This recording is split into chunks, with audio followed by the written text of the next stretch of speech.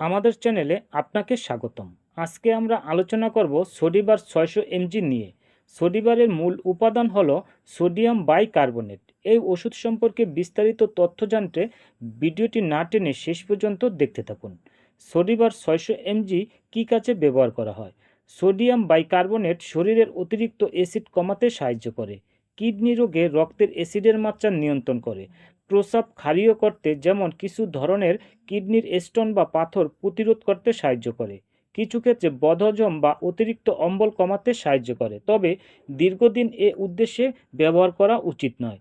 সোডিবার খেলে পেট ফাঁপা, ডেকুর ওঠা, বমি বমি ভাব, শরীরে সোডিয়াম বেড়ে যাওয়ার মতো সমস্যা দেখা দিতে পারে। তবে যাদের উচ্চ রক্তচাপ, হৃদরোগী, কিডনি রোগী, শরীর ফোলা এই সমস্যা রয়েছে তারা এই ওষুধটি খাবেন না।